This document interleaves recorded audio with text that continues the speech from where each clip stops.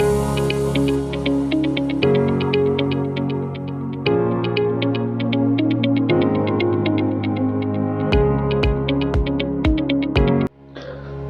बच्चों, कैसे हैं आप। उम्मीद करता हूं कि आप एकदम चुस्त दुरुस्त और तंदुरुस्त होंगे।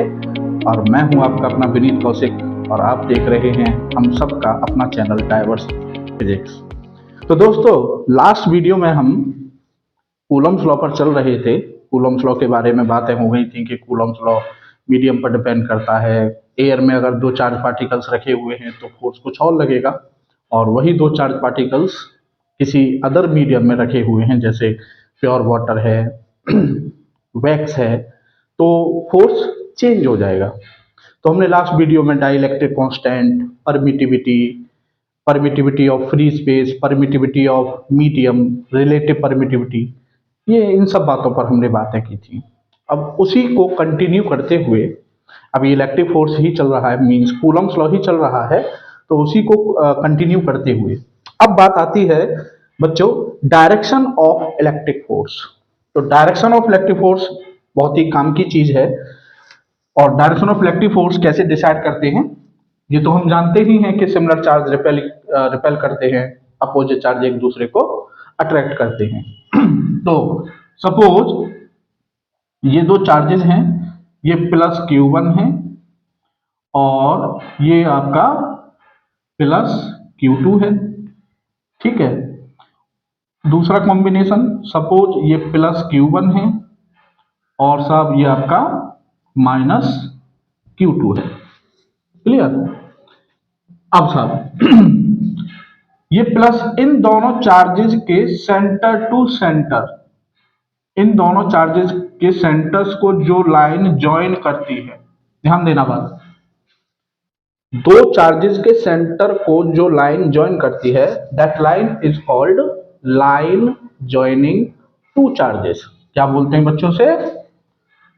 लाइन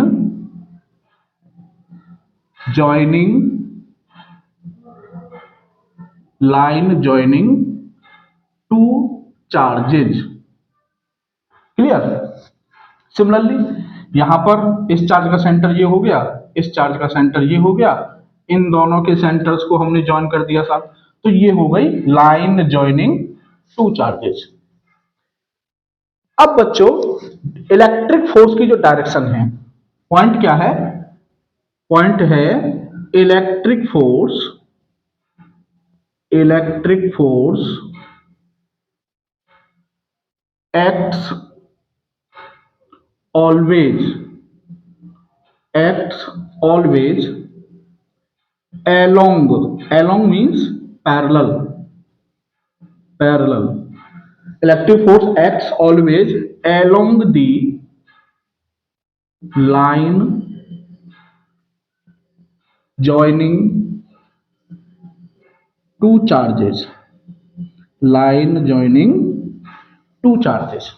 बहुत सिंपल सी बात आपको याद रखनी है कि जो इलेक्ट्रिक फोर्स है वो ऑलवेज उन दोनों चार्जेज को जो लाइन ज्वाइन कर रही है, ऑलवेज उस लाइन के पैरेलल ही लगेगा। देखते हैं कैसे। देखो दोस्त बच्चों, ये प्लस ये भी प्लस सिमिलर हो गए, तो ये plus plus Q1 plus Q2 को रिपेल करेगा। अब रिपेल करेगा कैसे? इस लाइन के पैरेलल, जो लाइन ज्वाइन कर रही है दोनों चार्जेस को, उसके पैरेलल। तो प्लस Q1 प्लस Q2 को रिपेल करेगा parallel to the line joining two charges. ये हो गया साहब आपका फोर्स की डायरेक्शन। सिमिलरली ये जो आपका प्लस Q2 है, ये जो आपका प्लस Q2 है, ये प्लस Q1 को रिपेल करेगा किधर? इस लाइन के पैरेलल रिपेल करेगा। ये हो गई साहब direction of force F। Clear. तो ये मान लेते हैं हमारा F21, जो 2 पर 1 की वजह से लग रहा है, और ये है साहब हमारा F12 जो 1 पर 2 की वजह से लग रहा है। क्लियर। अब यहां पर देखते हैं, ये प्लस है ये माइनस है, अपोजिट चार्ज है, अपोजिट चार्ज एक दूसरे को अट्रैक्ट करते हैं। तो ये प्लस Q1 माइनस Q2 को अट्रैक्ट करेगा कैसे? जो लाइन ज्वाइन कर रही है उसके पैरेलल। तो साहब ये हो गया आपका F21, जो 2 पर वन की वजह से लग रहा है अट्रैक्शन। अब ये -q2 इस +q1 को अट्रैक्ट करेगा अपनी तरफ, कैसे? लाइन ज्वाइनिंग टू चार्जेस के पैरेलल। तो ये हो गया साहब आपका जो 1 पर 2 की वजह से लग रहा है। तो कहने का मतलब कंक्लूजन ये है कि दो चार्जेस के बीच जो फोर्स होगा वो ऑलवेज उन दोनों चार्जेस को ज्वाइन करने वाली लाइन के पैरेलल ही एक्ट करेगा, चाहे अट्रैक्शन हो चाहे रिपल्सन हो। दैट इज द पॉइंट कि electric force acts always along the या parallel to the line joining two charges. Clear? अब साहब अब बच्चों अगर ये पॉइंट क्लियर है तो अब इससे आगे बढ़ते हैं। बड़ी ही इंपॉर्टेंट फॉर्म है Coulomb's law. Coulomb's law in vector form. अभी तक जो हम कूलॉम्स लॉ पढ़ रहे थे, ये अभी तक हमने कूलॉम्स लॉ पढ़ा था F = 1/4πε0 Q1 Q2 R²। This is the scalar form of Coulomb's law. इसको हम बोलते हैं scalar form of Coulomb's law. Scalar form आप जानते हैं, स्केलर और वेक्टर। वेक्टर का मतलब जिसमें मैग्नीट्यूड भी है और डायरेक्शन भी है। स्केलर का मतलब सिंपली उसमें मैग्नीट्यूड है, उसमें डायरेक्शन नहीं है। तो स्केलर फॉर्म का मतलब है कि जब हम इस लॉ से फोर्स निकालेंगे तो हमें उस इलेक्ट्रिक फोर्स का जस्ट मैग्नीट्यूड मिलेगा। मींस ये फॉर्मूला या यूं कहिए कूलॉम्स लॉ की ये फॉर्म हमें डायरेक्शन नहीं बताएगी कि फोर्स इस डायरेक्शन में लग रहा है और इतना लग रहा है। ये जो फॉर्म है हमें केवल ये बता सकती है कि फोर्स इतना लग रहा है, किधर लग रहा है ये नहीं बताएगी। तो दोस्तों ये जो आपका फॉर्म है Coulomb's law in vector form, तो जब हम Coulomb's law in vector form use करेंगे तो वो हमें दोनों चीजें बताएगा साइमल्टेनियसली। मींस हमको मैग्नीट्यूड तो बताएगा ही बताएगा, उसके साथ साथ वो हमें डायरेक्शन भी बताएगा कि डायरेक्शन ये है। एक बात तो ये। दूसरी चीज, कई बार हमें ये नहीं पता होता कि हम कब स्केलर फॉर्म यूज करें और कब वेक्टर फॉर्म यूज करें। तो बच्चों इसके लिए मैं एक बहुत छोटी सी हिंट दे रहा हूं आपको, और आप क्वेश्चन देखते ही समझ सकते हैं कि मुझे स्केलर फॉर्म यूज करना सूटेबल रहेगा या वेक्टर फॉर्म यूज करना सूटेबल रहेगा, या मुझे कौन सी फॉर्म यूज करनी चाहिए। बच्चों अगर आपने देखा होगा तो जब इस फॉर्म में अगर आप कूलॉम्स लॉ को स्केलर फॉर्म में यूज कर रहे हैं तो कब यूज करोगे? आपको क्वेश्चन में दो चार्ज गिवन होंगे Q1 Q2, और आपको ये नहीं पता होगा कि स्पेस में वो Q1 Q2 कहां रखे हुए हैं, लेकिन ये पता होगा कि Q1 Q2 के बीच की डिस्टेंस इतनी है। ये Q1 Q2 इनके बीच की हमको डिस्टेंस पता होगी R, लेकिन हमें ये नहीं पता कि ये स्पेस में है कहां, मतलब इनके कोऑर्डिनेट्स क्या हैं ये नहीं पता हमें। डायरेक्ट हमें उनके बीच की डिस्टेंस पता है। तो अगर हमें ये नहीं पता कि चार्ज स्पेस में रखे हुए कहां हैं, लेकिन हमें ये पता है कि उनके बीच की डिस्टेंस इतनी है, इट मींस आप स्केलर फॉर्म यूज करेंगे। कई बार क्वेश्चंस में क्या होगा कि वो आपको डिस्टेंस नहीं देगा Q1 Q2 के बीच की, Q1 Q2 के बीच की डिस्टेंस नहीं देगा, बल्कि आपको ये बता देगा कि Q1 के कोऑर्डिनेट्स ये हैं और Q2 के कोऑर्डिनेट्स ये हैं। क्लियर? और कहेगा कि बताओ अब उनके बीच कितना फोर्स लग रहा है। मेरी बात को ध्यान से समझना। when will we use scalar form and when will we use scalar form vector form? तो अगर हमको डायरेक्ट दो चार्जेस के बीच की डिस्टेंस गिवन है स्केलर फॉर्म, अगर हमें दो चार्जेस के बीच की डिस्टेंस गिवन नहीं है, चार्जेस के कोऑर्डिनेट्स गिवन है, तो वेक्टर फॉर्म।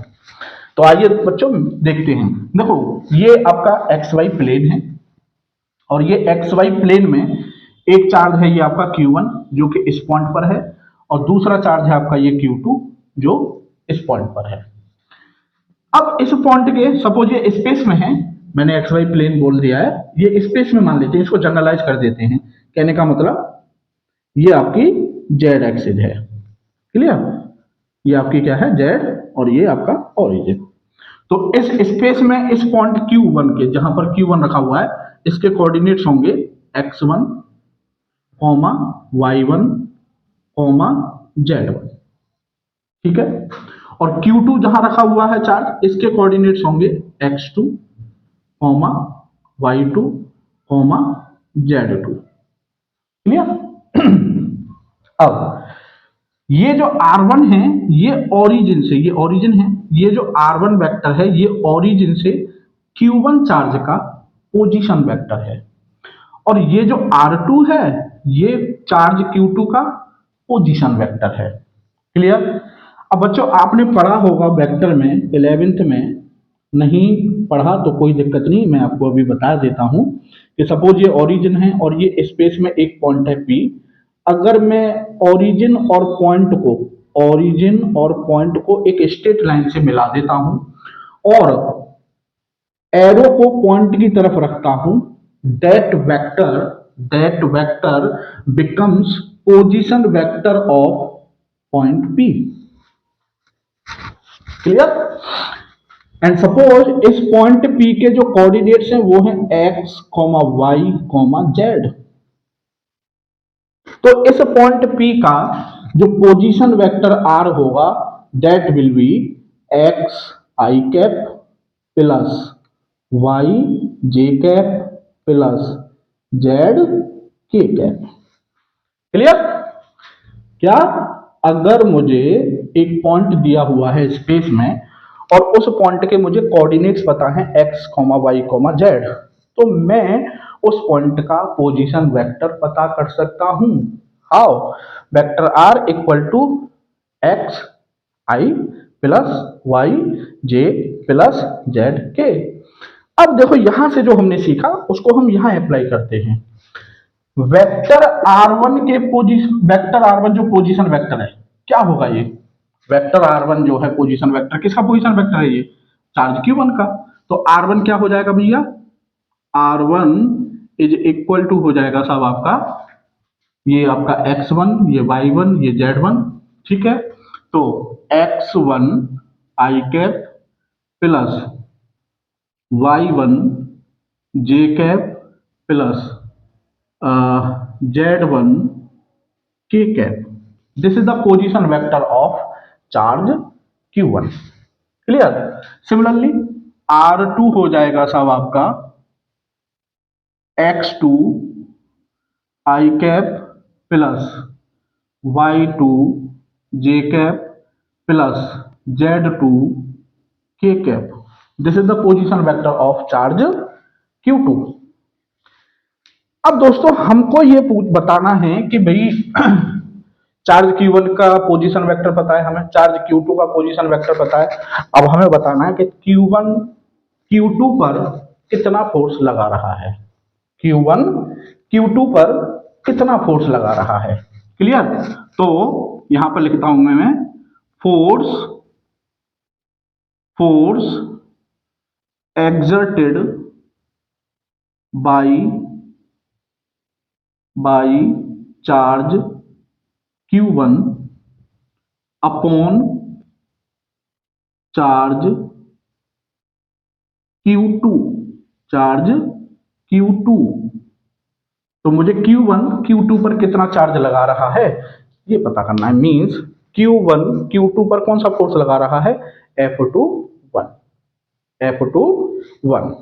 क्लियर। अब दोस्तों यहां पर एक चीज देखो कि जब मैंने Q1 Q2 पर कितना फोर्स लगा रहा है ये पता करना है, तो इट मींस मैं Q1 पर हूं। तो जब मैं Q1 से Q2 की तरफ जाऊंगा तो यहां से Q1 से Q2 की जो पोजीशन है दिस, ये ऊपर वाला आप देख रहे होंगे, ध्यान से जरा जूम करके देखें, हाई क्वालिटी पर वीडियो को देखेंगे तो आप देखेंगे कि ऊपर एक वेक्टर है और एक R21 नीचे वेक्टर है। तो ये जो R12 है ये है Q1 से Q2 का पोजीशन वेक्टर, Q1 से Q2 का पोजीशन वेक्टर। और ये जो नीचे वाला वेक्टर है R21 ये है आपका Q2 से Q1 का पोजीशन वेक्टर। Q2 से मतलब जब हम Q2 पर हैं तो Q2 से जब हम Q1 को देख रहे हैं तो ये उसकी पोजीशन है Q2 से Q1 की, और जब हम Q1 से Q2 को देख रहे हैं तो ऊपर वाला R12 है Q1 से Q2 की position. I hope you got it. अब साहब फोर्स के लिए हमारे पास फॉर्मूला है, हम जानते हैं कि F is equal to 1/4 pi epsilon nought Q1 Q2 upon distance का स्क्वायर, जो हम जानते हैं स्केलर फॉर्म में, वो ये है। ठीक है साहब, अब जरा ध्यान से देखो, Q1 जब Q2 पर फोर्स लगाएगा तो Q1 से Q2 तक जा रहे हैं हम ऐसे, तो ये हो गया डिस्प्लेसमेंट Q1 और Q2 के बीच। और ये R12 क्या है? Displacement from Q1 to Q2। और डिस्प्लेसमेंट का अगर हम मोड ले लें तो वो डिस्टेंस हो जाती है। तो नीचे जो यहां पर ये डिस्टेंस का स्क्वायर आ रहा है, तो ये हो जाएगा Q1 से Q2 जो डिस्प्लेसमेंट है R12, ये उसका क्या हो जाएगा? डिस्टेंस मोड हो जाएगी डिस्प्लेसमेंट का, और उसका क्या हो गया साहब? स्क्वायर। क्लियर? अब साहब अब जरा ध्यान से देखो, ये हमें किस फॉर्म में लेना है? वेक्टर फॉर्म में। मतलब हमें यहाँ फोर्स का मैग्नीट्यूड भी चाहिए और डायरेक्शन भी चाहिए। अब जरा ध्यान से देखें, 1/4 एप्सिलॉन नॉट स्केलर है, चार्ज स्केलर होता ही है, तो Q1 इंटू Q2 स्केलर होगा, और ये हमने डिस्टेंस का स्क्वायर कर दिया तो ये भी स्केलर है, तो ये अभी तो पूरा टर्म स्केलर है। मीन्स लेफ्ट साइड में वेक्टर है और राइट साइड में स्केलर है। जबकि प्रिंसिपल ऑफ होमोजेनिटी कहता है कि अगर लेफ्ट में वेक्टर है तो राइट में भी वेक्टर ही होना चाहिए। तो अभी क्या है, यहाँ स्केलर है, अब ये हमें वेक्टर बनाना है, तो वेक्टर कैसे बनाएंगे? ये तो इस फोर्स का हो गया मैग्नीट्यूड। अब हमें फोर्स की क्या देनी है यहाँ पर? डायरेक्शन। तो जरा ध्यान से देखें इस डायग्राम में, ये फोर्स है F21। क्लियर? तो ये है F21 जो Q1 Q2 पर लगा रहा है, तो ये F21 है। जरा ध्यान से देखेंगे तो F21 वेक्टर R12 की डायरेक्शन के पैरेलल है। जरा देखो ध्यान से, वेक्टर R12 ये है और ये वेक्टर R12 की क्या है? डायरेक्शन।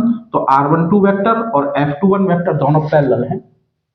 तो कहने का मतलब फोर्स की डायरेक्शन वही होगी, F21 की डायरेक्शन वही होगी जो वेक्टर R12 की डायरेक्शन है। अब बच्चों आप जानते होंगे 11th में जब आप वेक्टर पढ़ा होगा आपने, किसी भी वेक्टर की डायरेक्शन कैसे पता करते हैं? सपोज मुझे R12 की डायरेक्शन ही पता करनी है, तो कैसे पता करते हैं? भाई जिस वेक्टर की हमें डायरेक्शन पता करनी है उसका यूनिट वेक्टर निकाल लो। किसी वेक्टर का यूनिट वेक्टर निकालने का मतलब है हमने उस वेक्टर की डायरेक्शन पता कर ली। तो मुझे R12 की डायरेक्शन पता करनी है, तो R12 डायरेक्शन पता करनी है तो यूनिट वेक्टर कैसे निकालते हैं बच्चों? यूनिट वेक्टर हम निकालते हैं मान लो कोई वेक्टर ए है और मुझे इस वेक्टर ए का यूनिट वेक्टर पता करना है, तो A cap is equal to vector A and vector A divide by magnitude of vector A. Clear? अब जरा ध्यान से देखो, तो मुझे यहां क्या निकालना है? R12 कैप, मतलब जो R12 वेक्टर है मुझे उसका यूनिट वेक्टर निकालना है उसकी डायरेक्शन पता करने के लिए, और जो उसकी डायरेक्शन है वही किसकी डायरेक्शन है? F21 की। ठीक है, तो यहां पर अब मैं लिखूंगा F21 equal to 1/4 epsilon nought Q1 Q2 upon R12 का होल स्क्वायर, R12 का होल स्क्वायर, और इनटू में यहां R12 निकालना, तो वेक्टर ए क्या है यहां पर? वेक्टर R12 और अपॉन में वेक्टर R12 का मोड और उस, ठीक है। अब बच्चे हो गया सिंपल देखो यहाँ R12 का मोड का स्क्वायर है और यहाँ R12 का मोड की पावर कितनी है बस, तो ये दोनों पावर ऐड हो जाएंगी। तो F21 equal to 1/4 epsilon nought Q1 Q2 upon R12 vector का मोड का स्क्वायर, और यहां हो जाएगा आपका वेक्टर R12। क्लियर? बोलो हाँ या ना। अब साहब ये हो गया साहब कूलॉम्स लॉ की वेक्टर फॉर्म, ये हो गया force exerted by charge Q1 upon charge Q2। अभी इसमें और थोड़ा सा एक और गेम खेलते हैं अब देखो साहब ये R12 क्या है? ये R12 क्या है? ये R12 है Q1 से Q2 का डिस्प्लेसमेंट। ठीक है, मतलब मैं Q1 से जब Q2 जाऊंगा तो Q1 से चला था, तो दिस इज इनिशियल पोजीशन, ये मेरी इनिशियल पोजीशन है। और मैं Q1 से गया कहाँ, Q2 पर, तो ये हो गई मेरी फाइनल पोजीशन। तो इनिशियल पोजीशन क्या थी मेरी, Q1 R1, और फाइनल पोजीशन क्या थी सब मेरी, R2। तो डिस्प्लेसमेंट क्या हो जाएगा, final position minus initial position. Clear, final position बोले तो R2 माइनस इनिशियल पोजीशन बोले तो R1। कहने का मतलब जो R12 है वो किसके इक्वल है, final position minus initial position, that is R2 minus R1। तो मैं इसको ऐसे भी लिख सकता हूं, F21 equal to 1/4 pi epsilon nought Q1 Q2 upon R12 को क्या लिखूंगा मैं, R2 माइनस R1, और इसका मोड, और इसका क्या हो जाएगा, सॉरी यहाँ पर ये क्यूब है बच्चों, ये क्यूब है क्योंकि ये स्क्वायर है और ये 1 है तो पावर ऐड हो जाएंगी, क्यूब। तो ये हो जाएगा R2 माइनस R1 का मोड और उसका क्यूब, और यहां पर ये R12 क्या हो जाएगा, वेक्टर R2 फाइनल पोजीशन और माइनस इनिशियल पोजीशन। लो जी, ये आपका वेक्टर फॉर्म में फॉर्मूला आ गया कूलॉम्स लॉ का। ये फोर्स के लिए फॉर्मूला आ गया, कौन से फोर्स के लिए, जब Q1 Q2 पर फोर्स लगा रहा है। ठीक है बच्चों, अब साहब मैं इसको रफ कर देता हूं। अब देखते हैं हम कि जो Q2 है, Q2 Q2 Q1 पर जो है कितना फोर्स लगा रहा है। ये मैंने आपको बहुत एलेबोरेट करके बताया है, बताने को मैं ऐसे फटाफट फटाफट बता देता, लेकिन मुझको केवल वीडियो ही नहीं बनानी है, मेरा पर्पज केवल वीडियो बनाना नहीं है और वीडियो बना के यूट्यूब पर अपलोड करने का नहीं है। मेरा उद्देश्य है कि भले ही मेरी वीडियो छोटी बने बड़ी बने, भले ही मैं एक वीडियो में आपको एक टॉपिक समझाऊं या 2 टॉपिक समझाऊं, लेकिन जो भी समझाऊं वो आप तक पहुंचना चाहिए, वो आपकी समझ में आना चाहिए। अब साहब अब है हमारा कि force exerted force exerted by charge Q2 upon charge Q1। अब हमको पता करना है कि Q2 Q1 पर कितना फोर्स लगाएगा। ये तो हमने निकाला था कि Q1 Q2 पर कितना फोर्स लगा रहा है, अब हम पता करेंगे Q2 Q1 पर कितना फोर्स लगाएगा। तो देखो सिंपल सी बात है, अब आ जाओ यहां पर, देखो अब Q2 Q1 पर कितना फोर्स लगा रहा है, तो अब हम खड़े हैं Q2 पर, और Q2 से किधर जाएंगे, Q1 पर। तो ये नीचे वाला जो वेक्टर है R21, ये हो गया Q2 से Q1 का डिस्प्लेसमेंट। क्लियर, और जो F12 है, ये क्या है, F12 जो 1 पर 2 की वजह से फोर्स लग रहा है। F12 किसके पैरेलल है, ध्यान से देखो डायग्राम में, F12 पैरेलल है R21 के। भाई R21 भी इधर है Q2 से Q1 की तरफ, और F12 भी इधर है, तो F12 is parallel to R21। कहने का मतलब F12 की डायरेक्शन वही होगी जो वेक्टर R21 की डायरेक्शन होगी। तो अब साहब यहां पर हम लिखेंगे उसी से, अब हमें ज्यादा डिटेल में नहीं करना, बस उसी से कंपेयर करके F12, तो F12 हो जाएगा साहब आपका 1/4 pi epsilon not, 1/4 pi epsilon nought Q1 Q2 upon, अब क्या होगा, ये अपॉन, तो अब क्या है, इनिशियल चार्ज कौन सा है, Q2, और फाइनल कौन सा है, Q1। तो अब फाइनल पोजीशन वेक्टर हो गया R1 और इनिशियल पोजीशन वेक्टर हो गया R2। तो जैसे यहां हमने किया था R2 upon sorry R2 minus R1, अब हम करेंगे R1 माइनस R2। तो ये हो जाएगा vector R1 minus vector R2 का मोड और उस मोड का होल क्यूब, और यहां पर इनटू में vector R1 minus vector R2 का, ये हो गया साहब। तो ये हो गया साहब आपका F12 जो चार्ज Q2 Q1 पर फोर्स लगा रहा है।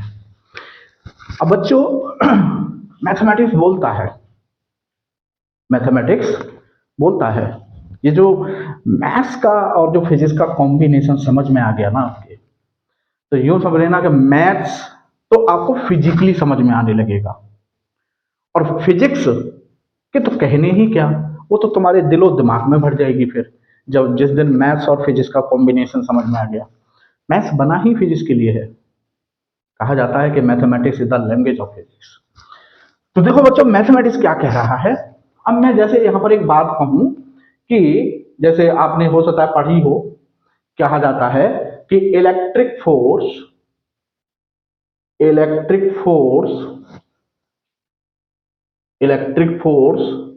Between between two charges follow follow Newton's Newton's third law Newton's third law. ठीक है साहब। वो कह रहा है कि जो दो चार्जेस के बीच जो इलेक्ट्रिक फोर्स लगेगा वो ऑलवेज एज पर न्यूटन्स थर्ड लॉ ही लगेगा। अब न्यूटन थर्ड लॉ क्या कहता है बच्चों? न्यूटन थर्ड लॉ कहता है कि every action has a equal and opposite reaction. या यूं कह लीजिए कि न्यूटन थर्ड लॉ कहता है कि सपोज दो पार्टिकल हैं ए और बी, तो वो कहता है कि अगर ए बी पर फोर्स लगा रहा है तो बी ए पर उतना ही फोर्स लगाएगा, लेकिन अपोजिट डायरेक्शन में लगाएगा, इक्वल एंड अपोजिट।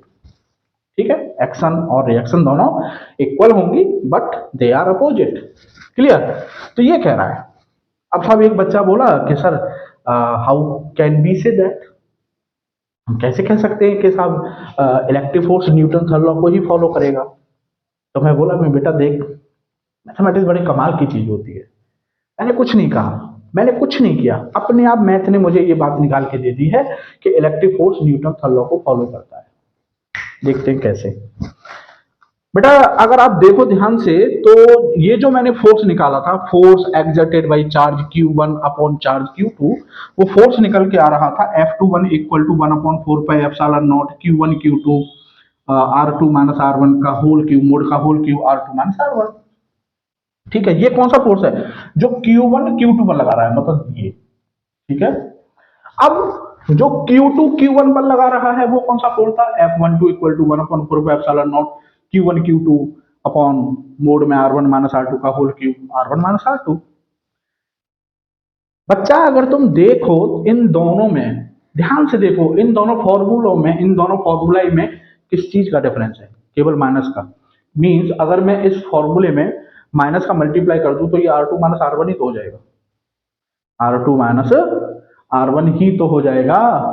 बोलो हाँ या ना कि नहीं? तो कहने का मतलब ये हुआ कि ये दोनों इक्वल हैं। ये दोनों क्या हैं? इक्वल हैं। मोड कभी नेगेटिव नहीं होता।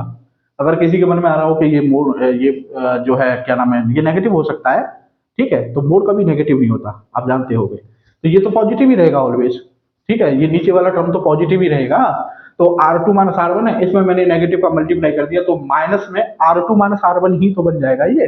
अगर मैं इसमें माइनस में मल्टीप्लाई कर देता हूं, यहाँ पर माइनस में मल्टीप्लाई कर दिया तो माइनस में यही बन जाएगा। ठीक है, तो कहने का मतलब ये अगर मैं कहता हूं कि ये इक्वेशन 1 है और ये इक्वेशन 2 है। ठीक, अगर मैं इक्वेशन 2 में माइनस से मल्टीप्लाई कर दूं या इक्वेशन 1 में माइनस से मल्टीप्लाई कर दूं तो दोनों क्या हो जाएंगे? F21 vector F21 will be equal to minus F12। तो यही तो न्यूटन थर्ड लॉ है कि F21 और F12 दोनों फोर्स बराबर हैं, और माइनस का मतलब है कि they are just opposite to each other. अगर एक प्लस एक्स में है तो दूसरा माइनस एक्स में है। तो मैंने कहा था ना कि मैथमेटिक्स बड़ी कमाल की चीज होती है। रटना नहीं है कुछ भी, कि सब पॉइंट बना दिया और वो रट लिया कि न्यूटन थर्ड लॉ को फॉलो करता है इलेक्ट्रिक फोर्स। अरे क्यों करता है यार? मुझे कैसे पता चल गया कि न्यूटन थर्ड लॉ को फॉलो कर रहा है वो? मैं हर रोज आपसे हर वीडियो में ये कहता हूं कि जब तक आप फिजिक्स में क्या, क्यों, कब, कैसे, जब तक आप इन क्वेश्चंस मार्क्स को लेकर नहीं चलोगे तो आप फिजिक्स पढ़ रहे हो, फिर मेरे हिसाब से तो सीख नहीं रहे हो कि फिजिक्स निकाली कैसे जाती है। तो यहां हमने फिजिक्स को निकाला है, हमने पॉइंट को रटा नहीं है कि बस पॉइंट रट लिया कि इलेक्ट्रिक फोर्स को जो है वो न्यूटन थर्ड लॉ को फॉलो करता है। हमें ये पता करना है कि हमें कैसे पता चला कि वो न्यूटन थर्ड लॉ को फॉलो कर रहा है। तो हमें ऐसे पता चला कि न्यूटन थर्ड लॉ को फॉलो करता है ऑलवेज। अब यहां पर एक एग्जांपल लेते हैं। जैसे सपोज करो कोई आपको फंसा सकता है, जैसे कि ये +5 कूलम चार्ज है और सपोज ये -2 कूलम चार्ज है और ये इनके बीच की कोई डिस्टेंस है r। तो जैसे कोई पूछ सकता है आपसे कि भाई बताओ, जो 5 कूलम है 2 कूलम पर अट्रैक्शन लगाएगा, बोले कि हाँ सब लगाएगा। और 2 कूलम 5 कूलम पर अट्रैक्शन लगाएगा, बोले जी बिल्कुल लगाएगा। तो 5 कूलम 2 कूलम पर ज्यादा अट्रैक्शन लगाएगा या 2 कूलम 5 कूलम पर ज्यादा लगाएगा? अब आप बच्चा सोच रहा है यार 5 ज्यादा है 2 कम है, तो 5 ज्यादा फोर्स लगाएगा।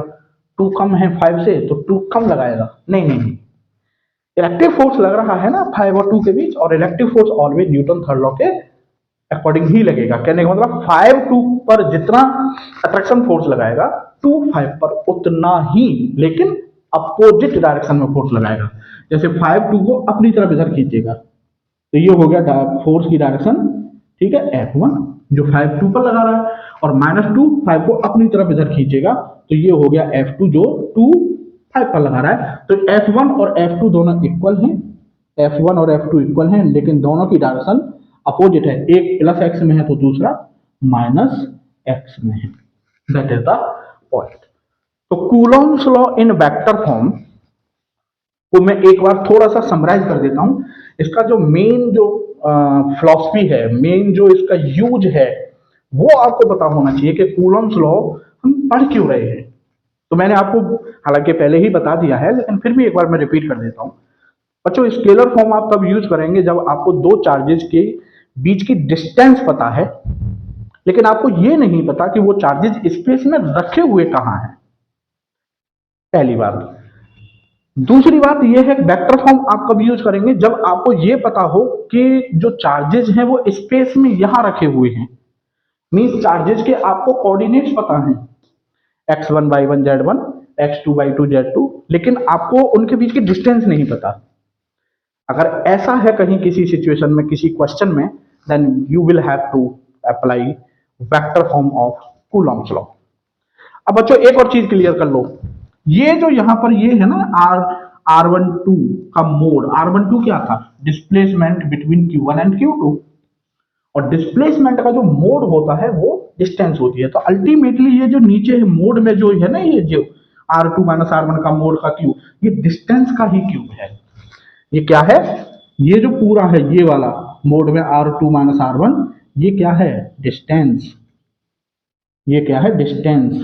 ठीक है, तो आप क्या करेंगे, R2 - R1 जैसे निकाला हमने, R2 - R1 का जो हमने मैग्नीट्यूड निकाला वो डिस्टेंस आ गई, और उस डिस्टेंस का यहां पर हम क्या करना है? क्यूब करना है। क्लियर है? क्लियर होगा? ठीक है। और इन दोनों फॉर्मूले से हमें यह पता चला कि F12 और F21 दोनों एक दूसरे के इक्वल होते हैं बट अपोजिट होते हैं। Clear? I hope you got it. आप इसको लिख सकते हैं आप इसको लिख सकते हैं। किसी वेक्टर का पोजीशन वेक्टर कैसे किसी पॉइंट का पोजीशन वेक्टर कैसे पता करना है, वो ये रहा। आपको कोई पॉइंट है, ओरिजिन और पॉइंट को एक स्ट्रेट लाइन से मिला दो और पॉइंट की तरफ एरो कर दो, तो वो जो वेक्टर बनता है वो उस पॉइंट का पोजीशन वेक्टर होता है। तो ये पोजीशन वेक्टर हो गया r। अब पोजीशन वेक्टर लिखेंगे कैसे? x coordinate i cap plus y coordinate j cap plus z coordinate k cap. Clear? किसी वेक्टर का यूनिट वेक्टर कैसे पता करते हैं ये आपको पता है। कोई वेक्टर a है उसका यूनिट वेक्टर होगा vector a cap divide by vector a का मैग्नीट्यूड। वेक्टर a का मैग्नीट्यूड मैं समझता। अभी जब हम अभी हो सकता है थोड़ा बहुत कहीं कोई कमी रह गई हो, ऐसा लग रहा हो कि अभी जो है समझ में नहीं आ रहा है, थोड़ा हो सकता है, लेकिन आप यकीन मानिए जब हम कूलॉम्स लॉ वेक्टर फॉर्म के 2-3 एप्लीकेशन करेंगे तो आपको इसकी इंपॉर्टेंस समझ में आएगी कि यार अगर ये ना होता हम हमारे पास इस फॉर्म में, तो फिर बात नहीं बनती, फिर इस क्वेश्चन को हम नहीं कर पाते। तो वो जब हम इसके ऊपर क्वेश्चंस एप्लीकेशन करेंगे इसके, तब आपको इसकी इंपॉर्टेंस और इस फॉर्म का मजा ही समझ में आ जाएगा कि क्या मजा है इस फॉर्म में कूलॉम्स लॉ को पढ़ने का। ठीक है साहब? अब साहब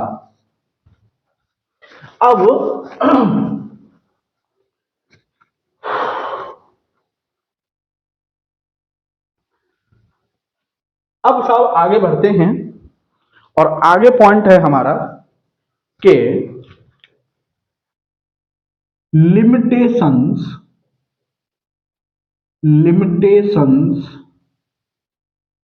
of electric force, limitations of Coulomb's law, limitations of Coulomb's law।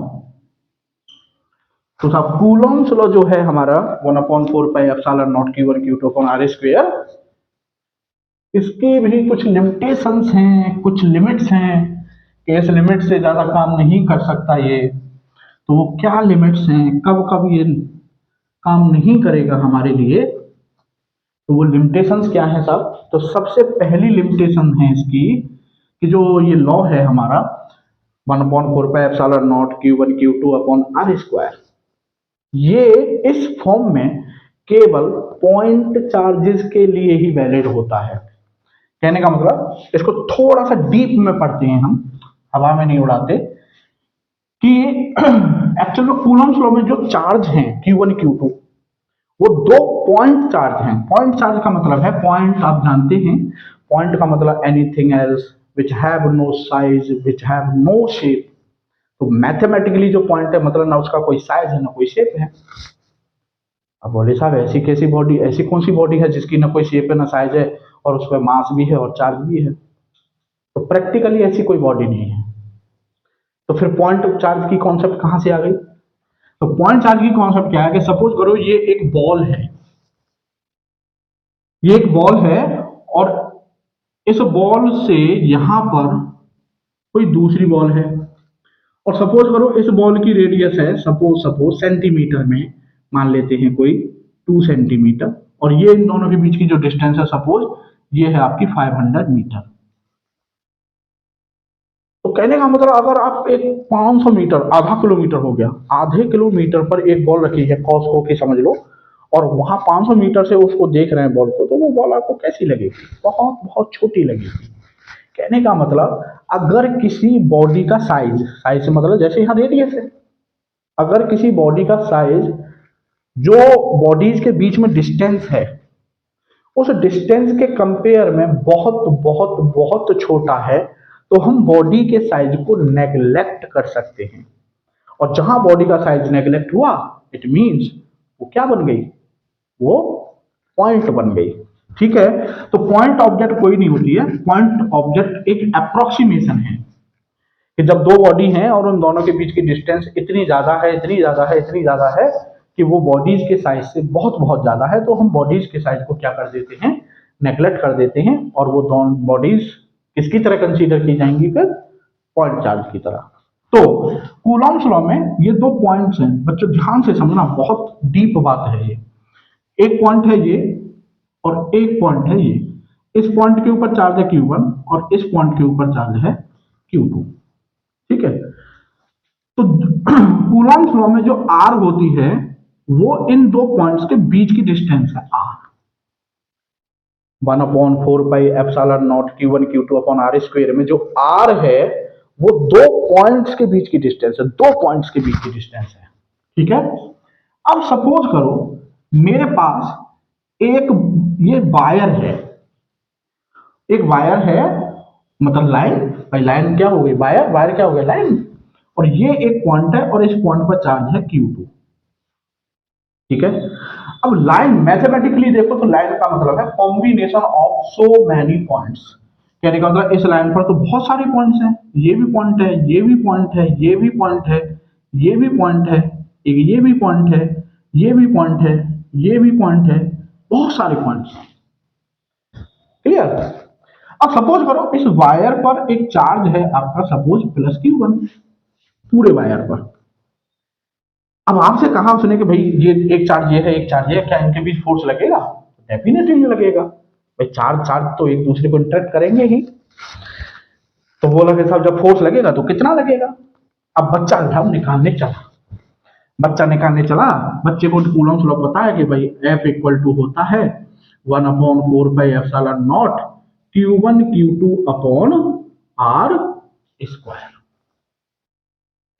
अब आर क्या है बच्चों, जरा ध्यान से देखो, आर है केवल दो पॉइंट्स के बीच की डिस्टेंस, जिसमें से एक पॉइंट पर Q1 रखा हुआ है और एक पॉइंट पर Q2 रखा हुआ है। समझना बात को, अपने आप समझ में आ जाएगी कि जो कूलॉम्स लॉ है वो पॉइंट चार्जेस के लिए ही वैलिड है, बॉडीज के लिए वैलिड नहीं है। अपने आप समझ में आ जाएगी ये बात। ये जो आर है ये दो पॉइंट्स के बीच की डिस्टेंस है। अब सपोज करो जब आप इस पर अप्लाई करोगे इस फॉर्मूले को, तो आपको Q1 पता है, चलो आपको Q2 पता है, चलो, और ये भी पता है। अब आई बात मेरे बच्चे आर की, और आर की जब बात आएगी तो अब you have many options for r, you have many options for r. Are getting और नॉट? देखो भाई, एक पॉइंट ये है और एक पॉइंट ये है, तो एक डिस्टेंस तो ये हो सकती है सपोज R1। अब दूसरा बच्चा बोला कि भैया इस पॉइंट से क्या दुश्मनी है हमारी, ये वाली डिस्टेंस भी तो ले सकते हैं, ये R2। तीसरा बच्चा बोला कि भैया मैं तो ये वाली डिस्टेंस लूंगा, मेरे को तो कोई दिक्कत नहीं है इससे, R3। एक डिस्टेंस ये भी हो जाएगी, एक डिस्टेंस ये भी हो जाएगी। अब आप खुद से क्वेश्चन कीजिए कि Q1 और Q2 दो चार्ज हैं और उन दोनों के बीच की डिस्टेंस है कई सारी। अब आप यहां पर कौन सी आर रखेंगे? तो बॉडीज के केस में दिक्कत बन गई, क्योंकि दो पॉइंट होते हैं तो वहां तो केवल एक ही डिस्टेंस है, दो पॉइंट है, एक ये और इन दोनों के बीच की डिस्टेंस ये है साहब। लेकिन जब एक बॉडी होगी, जब बॉडी होगी या बॉडीज होंगी, ये दो बॉडी भी हो सकती है, तो वहां पर there are so many options for r, कि ये भी आर हो सकती है, ये भी आर हो सकती है, ये भी हो सकती है, ये भी हो सकती है। अब कौन सी आर लें हम? तो कूलम साहब हो गए साइलेंट, बोले भैया अब क्या करें? तो दोस्तों मैथमेटिक्स बड़ी कमाल की चीज होती है। मैथमेटिक्स बोला कि चिंता मत करो, हम बताएंगे अब कैसे निकालोगे फोर्स। तो मैथमेटिक्स कैसे निकाल रहा है, अब मैथमेटिक्स की कला देखना। बोले कि साहब ये वायर है और ये चार्ज है, यहां पर चार्ज है Q2। अब बोले मैथमेटिक्स क्या कर रहे हैं कि इस वायर को बहुत छोटे छोटे छोटे छोटे छोटे छोटे पीसेज में डिवाइड कर लो, बहुत छोटे छोटे पीसेज में डिवाइड कर लो। ठीक है, इतने छोटे छोटे कि समझो कि उस पर चार्ज कितना, डी क्यू बोले तो बहुत बहुत बहुत बहुत कम, और कैलकुलस की लैंग्वेज में, मैथ की लैंग्वेज में बोले तो इन्फानाइटली स्मॉल, मतलब जीरो नहीं है, बाकी सब है, जीरो है ही नहीं, बस बाकी जीरो से कम भी नहीं है, इतना कम है। कहने का मतलब इतना छोटा पार्ट कंसीडर किया है कि हम इस एक पार्ट को पॉइंट चार्ज की तरह कंसीडर कर सकते हैं। क्लियर? अब यहां पर बहुत सारे पॉइंट चार्ज बन गए, ये बहुत सारे पॉइंट चार्ज हैं। अब प्रोसीजर क्या है कि भैया पहले ये वाले पॉइंट चार्ज का पता करो कि ये कितना फोर्स लगा रहा है, ये लगा रहा है सपोज DF1। फिर दूसरे वाले का पता करो कि ये कितना लगा रहा है, कि साहब ये लगा रहा है DF2, कि ये कितना लगा रहा है कि DF3, and so DF1 DF2 DF3 DF4, और ये सब क्या है, वेक्टर है, हाँ या ना? ये सब वेक्टर है। तो जो नेट फोर्स होगा वो सब क्या होगा, जो नेट फोर्स होगा, टोटल फोर्स F नेट, वो क्या हो जाएगा, sum of all DFs, sum of all DFs, मतलब vector sum of all DF, DF1 DF2 DF3 सबका वेक्टर सम ले लेंगे, and summation is replaced by integration. So F net equal to integration DF। तो कहने का मतलब ये हुआ मेरे प्यारे बच्चों कि अगर दोनों चार्ज पॉइंट नहीं है, दोनों चार्ज अगर पॉइंट्स नहीं है, पॉइंट चार्ज नहीं है, मींस एक बॉडी है एक पॉइंट चार्ज है, जैसे यहां पर ये बॉडी थी और एक पॉइंट चार्ज था, या दोनों ही बॉडीज हैं, ये भी वायर होता ये भी वायर होता, देन आपको कहा जा रहा है, मैथमेटिक्स कह रहा है कि भैया उस केस में आप, अगर एक बॉडी है और एक पॉइंट चार्ज है या दोनों बॉडीज हैं, तो उस केस में हम कूलॉम्स लॉ को डायरेक्ट अप्लाई नहीं कर सकते, कूलॉम्स लॉ को हम इस फॉर्म में यूज नहीं कर सकते। देन इन दैट केस हमें मैथमेटिक्स की मदद लेनी पड़ेगी, and we will have to use integration. Bodies के केस में हमें क्या यूज करना पड़ेगा, इंटीग्रेशन यूज करना पड़ेगा। तो यहां से पॉइंट बना कि कूलॉम्स लॉ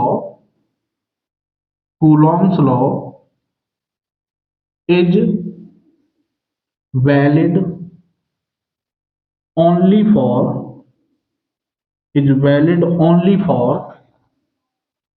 पॉइंट चार्जेस, ये एक लिमिटेशन तो इसकी ये हुई कि ये साहब केवल डायरेक्ट किसके लिए अप्लाई हो सकता है, पॉइंट चार्जेस के लिए ही अप्लाई हो सकता है। अगर बॉडीज हैं तो फिर उस केस में हमको इंटीग्रेशन की हेल्प लेनी पड़ेगी, डायरेक्ट कूलॉम्स लॉ हम अप्लाई नहीं कर सकते।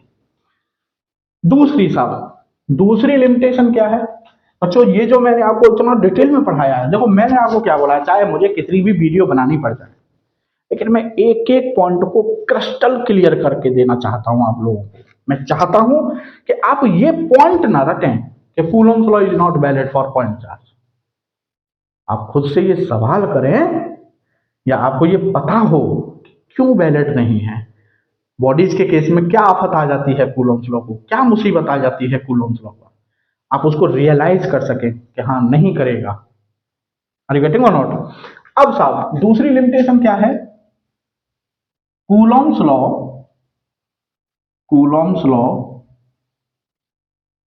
Is valid only for charges at rest.